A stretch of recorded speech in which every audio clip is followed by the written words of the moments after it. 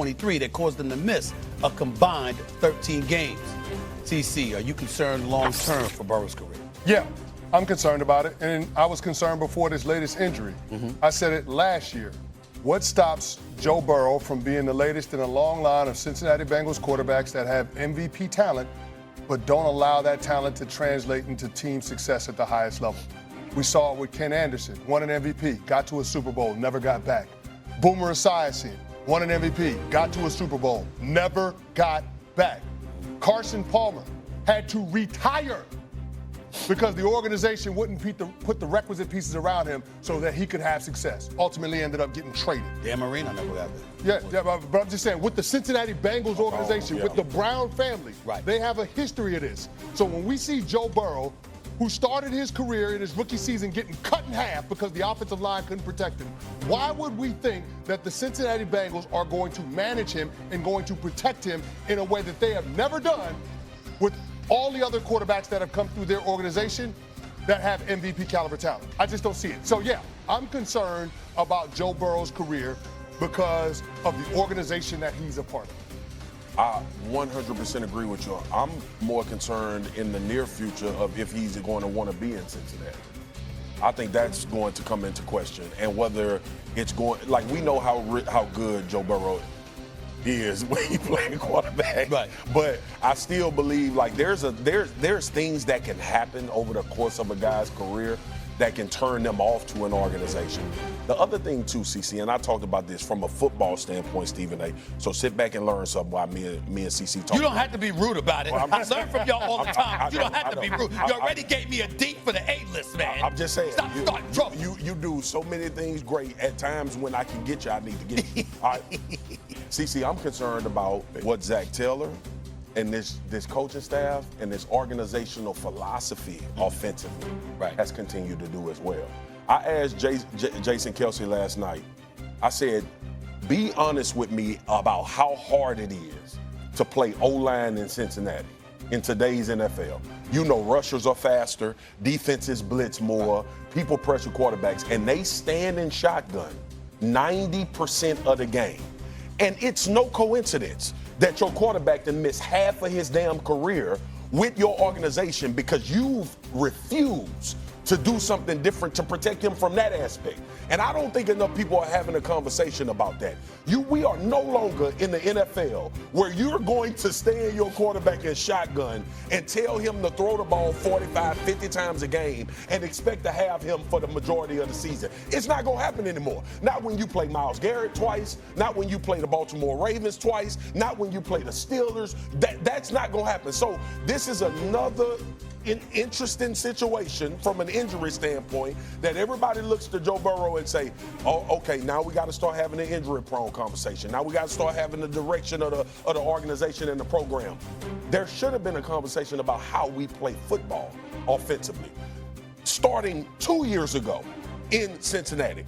And from my limited understanding, because I'm around a lot of good offensive-minded people, I've always said, why don't they run the ball more, right? That's been my answer to it. I'm looking at Greg Roman in Los Angeles. Formation diversity, dudes at the line of scrimmage. I'm looking at the Baltimore Ravens. I'm looking at you mentioned it when you was talking about your top five, Stephen A. I'm looking at the Buffalo Bills change their offensive identity completely. And become real contenders in the NFL. The Cincinnati Bengals play football with their franchise quarterback the same way they played football 5 years ago when he got there. And his ass been hurt for 3 of them 5 seasons, and you continue to roll out there and do the same thing over and over again. That is my biggest issue with Cincinnati. Offensive line 4, Burrow's 5 full seasons in Cincinnati. They finish in the bottom 5.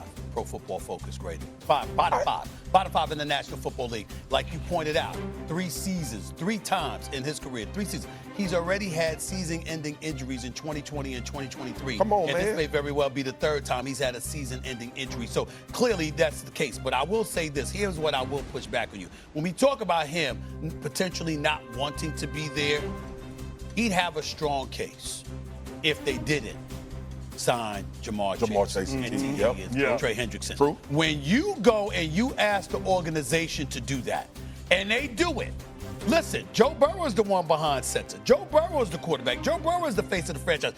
Joe Burrow is the Ohio native. Joe Burrow is the guy that specifically asked for what he wanted, and they gave it to him. How come you didn't ask for a better offensive line? How come that wasn't the priority over taking care of a T. Higgins or Trey Hendrickson? We understand Jamar Chase. That dude is just on another level. But T. Higgins and Jamar Chase and Trey Hendrickson, you could have said, yo, I need you to buffer this offensive line.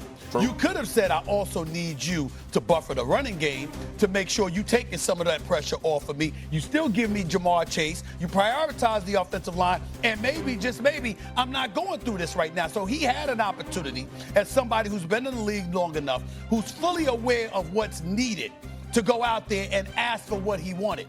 And he chose the receivers and somebody on the defensive side of the ball. 35 sacks, 4.5 more than anybody else over the last 2 years in Trey Hendrickson. That's true. But the flip side to it is that, damn, that ain't going to help you but so much if you don't have an offensive line to protect you. And he might have prioritized the wrong thing. That's why I don't think he can just skip out and run. Yeah, I can't give you everything you asked for, and then you get mad at me it doesn't work out and you want to bounce. You can't take your ball and go home. Don't pull an Aaron Rodgers, what he did with the New York Jets. But to your point about the shotgun, that's a real thing. I mean, only the Washington Commanders over the last 2 years of football have spent more time in the shotgun than the Cincinnati Bengals. How's that working out for their quarterback right now? Not great, right? And you don't need an offensive expert to understand the defensive guys. When you got 11 sets of eyeballs that can see the ball at all times without the threat of play action, you're not fooled by anything that the offense is doing. And the defensive line is not afraid of hard ball runs because you're not in a formation to do those things. So you're putting your quarterback in harm's way. There you go, CC. Because your offense doesn't have enough variety, doesn't have enough ways to threaten the defense on a down-to-down basis based on the scheme. Sure, they've got talent. They've got plenty of guys that can dictate front and coverage. But in terms of the coordinator, the play caller, putting it all together and orchestrating it to protect the quarterback while maximizing explosive plays, that is not something that Zach Taylor and his staff have done a good job at. Go ahead, man. I want everybody, because I know the answer, you know the answer. I want everybody to go back and look at the amount, last 2 years with Joe Brady. And I'm using the Bills because they made a significant change in philosophy for Josh Allen. Josh Allen throws the ball less, runs the ball less than he did all of his previous years in the last. Well, it helps that they got James Cook. Hold on, but give me a second. Give me a second, Stephen A. Philosophically, they changed and he won the MVP last year. With throwing less and being in the shotgun less and using Superman attributes less. And his turnovers turned down, both. So it can't happen, because I know what people going to say. This how the conversation happens with me and CC. Man, Joe Burrow throw for 5,000 yards. He got Jamar Chase and T. Higgins. Why wouldn't they be in shotgun? Because he always on the sideline in a booth. And he always unavailable for games. Philosophically, they going to have to change, or he going to have to get his ass out of there. Or the head coach is going to have to be fired. Well, you know how I felt. I know. I'm talking. They might change philosophy. This is the first time they've been ready for the first time they've been ready for the first 2 weeks of the season. 7 damn years. Practically once in like 7 damn years they've been that way. But with that being said, before we go to break, let me ask y'all this question: are we just ruling out any possibility with Jake Brown and coaching, quarterback in the team, the weapons that they have to make the playoffs? Yes, I'm ruling it out. This is not 2 years ago when Jake Brown stepped in and led him to a winning record in the starts that he had.